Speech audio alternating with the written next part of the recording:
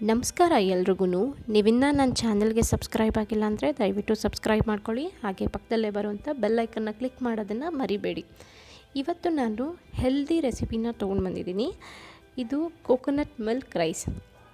ಯಾರು ಮಿಲ್ಕ್ ಪ್ರಾಡಕ್ಟನ್ನು ಅವಾಯ್ಡ್ ಮಾಡ್ತಿರೋ ಅಂಥವ್ರಿಗೆ ಇದು ಬೆಸ್ಟ್ ಅಂತ ಹೇಳ್ಬೋದು. ಅಂದರೆ ವೇಗನ್ ರೆಸಿಪೀಸ್ನ ಟ್ರೈ ಮಾಡೋರು ಅಥವಾ ಅದಕ್ಕೆ ಚೇಂಜ್ ಆಗಿರೋರು ಇದು ನಿಜವಾಗ್ಲೂ ನಿಮಗೆ ಸರಿ ಹೋಗುತ್ತೆ. ಅದಲ್ಲದೆ ನಾರ್ಮಲ್ ಆಗಿ ಲಂಚ್ಗೆ ಅಥವಾ ಡಿನ್ನರ್ಗೆ ಯಾವಾಗ ಬೇಕಾದರೂ ನೀವು ಇದನ್ನು ತುಂಬ ಈಸಿಯಾಗಿ ಕಮ್ಮಿ ಸಮಯದಲ್ಲಿ ನೀವು ಮಾಡ್ಕೊಳ್ಬೋದು. ಈಗ ಇದಕ್ಕೆ ಬೇಕಾಗಿರೋಂಥ ಇಂಗ್ರೀಡಿಯೆಂಟ್ಸ್ ನೋಡ್ಕೊಳ್ಳೋಣ. ನಾನಿಲ್ಲಿ 2 ಕಪ್ಪಿನಷ್ಟು ತೆಂಗಿನ ಹಾಲನ್ನು ತೊಗೊಂಡಿದ್ದೀನಿ. 1 ಕಪ್ಪಷ್ಟು ಅಕ್ಕಿ ತೊಳೆದು ಇಟ್ಕೊಂಡಿರೋವಂಥದ್ದು, ನೆನೆಸಿಲ್ಲ. 2 ಚಮಚದಷ್ಟು ಬಟಾಣಿನ ಬಿಡಿಸಿಟ್ಕೊಂಡಿದ್ದೀನಿ. 1 ದೊಡ್ಡ ಸ್ಪೂನ್ನಷ್ಟು ಕ್ಯಾರೆಟು ಸಣ್ಣಕ್ಕೆ ಹೆಚ್ಚಿಟ್ಕೊಂಡಿರೋವಂಥದ್ದು. ಅದೇ ಥರ ಬೀನ್ಸನ್ನು ಅಷ್ಟೇ 3 ಬೀನ್ಸನ್ನು ಸಣ್ಣಕ್ಕೆ ಹೆಚ್ಚಿಟ್ಕೊಂಡಿದ್ದೀನಿ. 2 ಹಸಿಮೆಣಸಿನ್ಕಾಯಿ, ಜಿಂಜರ್ ಗಾರ್ಲಿಕ್ ಪೇಸ್ಟ್ 1 ಚಮಚ, ಸೋಂಪು 1 ಚಮಚ, ಉಪ್ಪು ರುಚಿಗೆ ತಕ್ಕಷ್ಟು, ಕರಿಬೇವು 1-2 ಕಡ್ಡಿ, ಗರಂ ಮಸಾಲಗಳು ಅಂದರೆ ಹೋಲ್ ಗರಂ ಮಸಾಲ, ಪಲಾವಿನೆಲೆ 2, ಚಕ್ಕೆ 1-2 ತುಂಡಷ್ಟು, ಲವಂಗ 3, ಏಲಕ್ಕಿ 2. ಇದಲ್ಲದೆ ಇನ್ನು ಬೇರೆ ನಿಮ್ಮ ಹತ್ರ ಗರಂ ಮಸಾಲಗಳಿದ್ದರೆ ಅದನ್ನು ಸಹ ಸೇರಿಸ್ಕೊಳ್ಬೋದು. ನಾನಿಲ್ಲಿ ತೆಂಗಿನಕಾಯಿ ಎಣ್ಣೆನ ಉಪಯೋಗಿಸ್ತಾ ಇದ್ದೀನಿ. ಇದು 1-2 ಚಮಚದಷ್ಟು ಯೂಸ್ ಮಾಡ್ಕೊಳ್ಬೋದು. ಇದಲ್ದಿರ ನೀವು ತುಪ್ಪನೂ ಸಹ ಯೂಸ್ ಮಾಡ್ಕೊಳ್ಬೋದು, ಅದನ್ನು ರುಚಿ ಅಷ್ಟೇ ಚೆನ್ನಾಗಿರುತ್ತೆ. ಆದರೆ ನಾನಿವತ್ತು ವೇಗನ್ ರೆಸಿಪಿ ಮಾಡ್ತಾ ಇರೋದ್ರಿಂದ ನಾನು ತೆಂಗಿನ ಎಣ್ಣೆನಲ್ಲೇ ಮಾಡ್ತಾಯಿದ್ದೀನಿ. ಇದು ತುಂಬ ಚೆನ್ನಾಗಿರುತ್ತೆ ಟೇಸ್ಟ್ ಸಹ. ಕೊನೆಯಲ್ಲಿ ಅಲಂಕಾರಕ್ಕೆ ಕೊತ್ತಂಬರಿ ಸೊಪ್ಪು 1 ಸ್ವಲ್ಪ ಮತ್ತು ಗೋಡಂಬಿ 1 ಸ್ವಲ್ಪ, ಇದನ್ನು ತೆಂಗಿನ ಎಣ್ಣೆನಲ್ಲೇ ಹುರ್ಕೊಂಡು ಹಾಕೋಬೋದು, ಅದು ರುಚಿ ಚೆನ್ನಾಗಿರುತ್ತೆ. ಮಾಡೋ ವಿಧಾನ ನೋಡ್ಕೊಳ್ಳೋಣ. ಮೊದಲಿಗೆ ನಾನೊಂದು ಕುಕ್ಕರ್ ಇಟ್ಕೊಂಡಿದ್ದೀನಿ. ಕುಕ್ಕರ್ ಬಿಸಿ ಆಗ್ತಾ ಇದ್ದಂಗೆ ಇದಕ್ಕೆ ನಾನು 2 ಚಮಚ ಅಷ್ಟು ಕೊಬ್ಬರಿ ಎಣ್ಣೆನ ಹಾಕ್ಕೊಳ್ತಾ ಇದ್ದೀನಿ. ಎಣ್ಣೆ ಬಿಸಿ ಹಾಕಿದಾದ್ಮೇಲೆ ಪಲಾವಿನ ಎಲೆ, ಚಕ್ಕೆ, ಏಲಕ್ಕಿ, ಲವಂಗ, ಸೋಂಪು ಇಷ್ಟನ್ನು ಎಣ್ಣೆನಲ್ಲೇ ಸ್ವಲ್ಪ ಫ್ರೈ ಆಗೋದಕ್ಕೆ ಬಿಡೋಣ. ಅರೋಮ ಚೇಂಜ್ ಆಗಿದ್ದಾದಮೇಲೆ 1 ಈರುಳ್ಳಿನ ಸಣ್ಣದಾಗಿ ಉದ್ದಕ್ಕೆ ಹೆಚ್ಚಿಟ್ಕೊಂಡಿರೋಂಥದ್ದನ್ನು ಸೇರಿಸ್ಕೊಂಡಿದ್ದೀನಿ ನಾನು. ಈಗ ಇದನ್ನು ಹಾಗೆ ಸ್ವಲ್ಪ ಫ್ರೈ ಮಾಡ್ಕೊಳ್ಬೇಕಾಗತ್ತೆ. ತುಂಬ ಜಾಸ್ತಿ ಗೋಲ್ಡನ್ ಬ್ರೌನ್ ಆಗೋವರೆಗೂ ಫ್ರೈ ಮಾಡ್ಕೊಳ್ಳೋ ಅವಶ್ಯಕತೆ ಇರೋಲ್ಲ. ಸ್ವಲ್ಪ ಟ್ರಾನ್ಸ್ಪರೆಂಟ್ ಆಗಬೇಕು, ಅಲ್ಲಿವರೆಗೂ ಫ್ರೈ ಮಾಡಿಕೊಂಡ್ರೆ ಸಾಕು. ಈಗ ಇದಕ್ಕೆ 1 ಚಮಚದಷ್ಟು ಜಿಂಜರ್ ಗಾರ್ಲಿಕ್ ಪೇಸ್ಟು ಮತ್ತು ನಾನು ತೊಗೊಂಡಿದ್ದಂಥ 2 ಹಸಿಮೆಣಸಿನ್ಕಾಯಿನ ಸೀಡ್ಬಿಟ್ಟು ಹಾಕ್ಕೊಂಡಿದ್ದೀನಿ. ಹಾಗೆ ಕರಿಬೇವನ್ನು ಇದಕ್ಕೆ ಸೇರಿಸ್ಕೊಳ್ತಾ ಇದ್ದೀನಿ.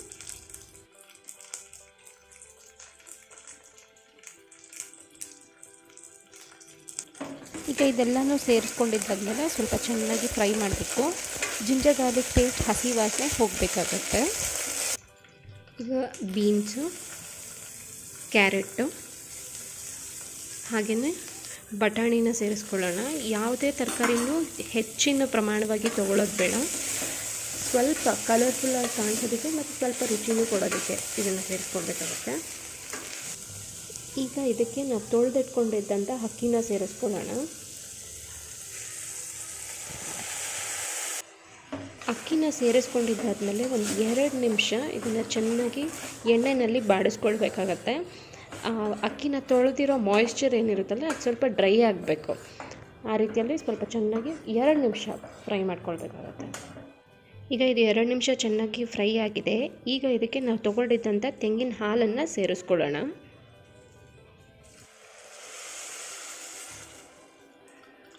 ಈಗ ರುಚಿಗೆ ತಕ್ಕಷ್ಟು ಉಪ್ಪನ್ನು ಸೇರಿಸ್ಕೊಳ್ಳೋಣ. ಇದನ್ನು ಎರಡನ್ನೂ ಚೆನ್ನಾಗಿ ಮಿಕ್ಸ್ ಮಾಡ್ಕೊಳ್ಬೇಕಾಗತ್ತೆ. ಉಪ್ಪು ಸ್ವಲ್ಪ ಕರಗಬೇಕು. ಈಗ ಎಲ್ಲ ಮಿಕ್ಸ್ ಆಗಿದೆ. ಇದು ಈಗ ಒಂದು ಸಣ್ಣ ಕುದಿ ಬರಬೇಕು.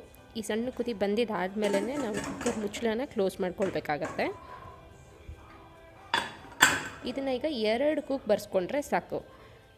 ನನಗಂತೂ ಕ್ಯೂರಿಯಾಸಿಟಿ ತಡ್ಕೊಳ್ಳೋಕ್ಕಾಗಿಲ್ಲ, ನಿಮಗೆ ವಿಡಿಯೋ ತೋರಿಸೋದಕ್ಕಿಂತ ಮುಂಚೆನೇ ಓಪನ್ ಮಾಡಿಬಿಟ್ಟಿದ್ದೆ. ಈಗ ಇದು ರೆಡಿ ಆಗಿದೆ. ಯಾವತ್ತೂ ಅಷ್ಟೇ ಸೌಟ್ ಮುಂಭಾಗಕ್ಕಿಂತ ಹಿಂಭಾಗದಿಂದ ಈ ರೀತಿ ಹರಡಿಸ್ಕೊಳ್ಬೇಕಾಗತ್ತೆ. ಆವಾಗ ಅನ್ನ ಮುದ್ದೆ ಥರ ಆಗಲ್ಲ. ಬಿಸಿನಲ್ಲಿರಬೇಕಾದ್ರಂತೂ ಮುದ್ದೆ ಥರ ಆಗಲ್ಲ. ನೋಡಿ ಎಷ್ಟು ಉದ್ರುದ್ರಿಯಾಗಿ ಎಷ್ಟು ಚೆನ್ನಾಗಾಗಿದೆ ಅಂತ.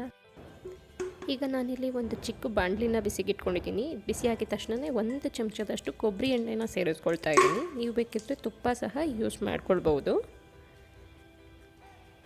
ಈಗ ಎಣ್ಣೆ ಬಿಸಿ ಆಗಿದೆ. ನಾನು ಇದಕ್ಕೆ ಗೋಡಂಬಿನ ಹಾಕ್ಕೊಳ್ತಾ ಇದ್ದೀನಿ. ನೀವು ತುಂಬ ಸತಿ ತುಪ್ಪದಲ್ಲಿ ಗೋಡಂಬಿನ ಹುರಿದಿರ್ಬೋದು, ಆದರೆ ಒಂದು ಸತಿ ತೆಂಗಿನ ಎಣ್ಣೆಯಲ್ಲಿ ಗೋಡಂಬಿನ ಹುರಿದು ನೋಡಿ, ಅದರ ರುಚಿ ಇನ್ನೂ ಚೆನ್ನಾಗಿರುತ್ತೆ. ಈಗ ನಾನು ಹುರಿದಿರುವಂಥ ಗೋಡಂಬಿನ ಸಪ್ರೇಟಾಗಿ ಒಂದು ಬೌಲಿಗೆ ಹಾಕ್ಕೊಳ್ತಾ ಇದ್ದೀನಿ. ಈಗ ಗೋಡಂಬಿ ಮತ್ತು ಕೊತ್ತಂಬರಿ ಸೊಪ್ಪಿಂದ ಅಲಂಕಾರ ಮಾಡಿರುವಂಥ ಕೋಕೋನಟ್ ಮಿಲ್ಕ್ ರೈಸ್ ರೆಡಿಯಾಗಿದೆ. ಹಾಗೆ ಇವಾಗ ನಾನು ನಿಮಗೆ ಇನ್ನೂ ಒಂದು ಬೋನಸ್ ವಿಡಿಯೋನ ಕೊಡ್ತಾ ಇದ್ದೀನಿ. ಪಕ್ಕದಲ್ಲೇ ಇರುವಂಥ ಗ್ರೇವಿ ಏನಿದು ಅಂತ ಅಂದ್ಕೊಂಡಿದ್ರೆ, ಎಸ್, ಅದು ಸಿಂಪಲ್ ಗ್ರೇವಿ. ಅದು ಹೇಗೆ ಮಾಡೋದು ಅಂತ ನೋಡ್ಕೊಳ್ಳೋಣ. ಈಗ ನಾನಿಲ್ಲಿ ಒಂದು ಚಿಕ್ಕ ಕುಕ್ಕರನ್ನು ತೊಗೊಂಡಿದ್ದೀನಿ. ಇದಕ್ಕೆ 2 ಮೀಡಿಯಮ್ ಸೈಜಿನ ಟೊಮೆಟೊ ಈ ರೀತಿ ರಫಾಗಿ ಚಾಪ್ ಮಾಡಿ ಹಾಕ್ಕೊಳ್ತಾ ಇದ್ದೀನಿ. ಹಾಗೆ ಇದಕ್ಕೆ 1 ಮೀಡಿಯಮ್ ಸೈಜ್ ಈರುಳ್ಳಿ, ಇದನ್ನು ಹಾಗೆ ರಫಾಗಿ ಚಾಪ್ ಮಾಡಿ ಹಾಕ್ಕೊಳ್ತಾ ಇದ್ದೀನಿ. ಒಂದು 6 ರಿಂದ 7 ಗೋಡಂಬಿ, ಸ್ವಲ್ಪ ನೀರು,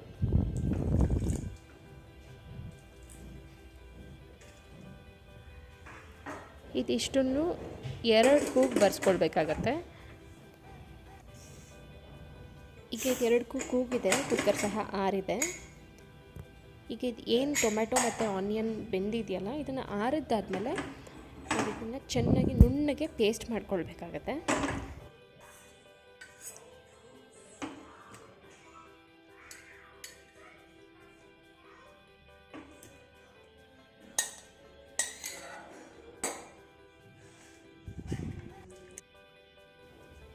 ಇಷ್ಟು ನುಣ್ಣಗಾದರೆ ಸಾಕಾಗತ್ತೆ.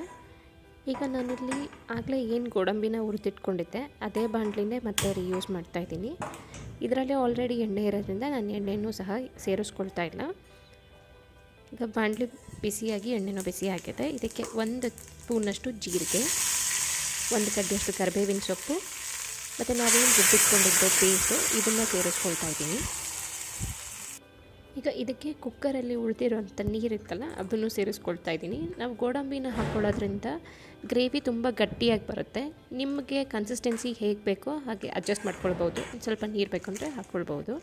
ಎಲ್ಲನೂ ಸೇರಿಸಿದಾದ್ಮೇಲೆ ಸ್ವಲ್ಪ ಚೆನ್ನಾಗಿ ಕುದಿಯಕ್ಕೆ ಬಿಡಬೇಕಾಗತ್ತೆ.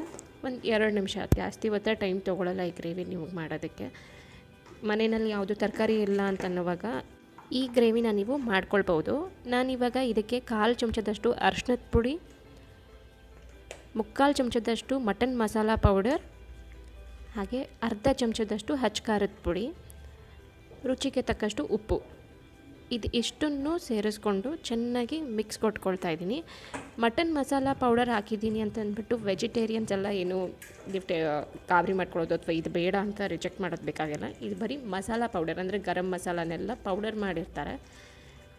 ಇದೆಲ್ಲ ಹಾಕಿ ಕುದಿಸ್ಕೊಂಡು ಕೊನೆಯಲ್ಲಿ ಕೊತ್ತಂಬರಿ ಸೊಪ್ಪಿಂದ ಗಾರ್ನಿಷ್ ಮಾಡಿಕೊಂಡ್ರೆ ಸಿಂಪಲ್ಲಾದ ಟೊಮೆಟೊ ಮತ್ತು ಆನಿಯನ್ ಗ್ರೇವಿ ತುಂಬ ರುಚಿಕರವಾಗಿ ರೆಡಿಯಾಗುತ್ತೆ. ಇದನ್ನು ನೀವು ಚಪಾತಿ, ರೋಟಿ, ನಾನ್, ಕುಲ್ಚಾ ಅದಲ್ದಿರ ಪ್ಲೇನ್ ರೈಸ್ ಜೊತೆನೂ ಸಹ ತಿನ್ಬೋದು, ಅಥವಾ ಕೋಕೋನಟ್ ರೈಸ್ ಅಥವಾ ಇನ್ನೇನಾದರೂ ಗೀ ರೈಸ್ ಈ ಥರದ ಜೊತೆನೂ ತಿನ್ಬೋದು. ನೋಡಿದ್ರಲ್ಲ ಎಷ್ಟು ಸಿಂಪಲ್ಲಾಗಿ ನಾವು 2 ರೆಸಿಪಿನ ಟೈಮ್ ಸೇವ್ ಮಾಡಿಕೊಂಡು ಮಾಡ್ಕೊಳ್ಬಹುದು ಅಂತ ಅಂದ್ಬಿಟ್ಟು.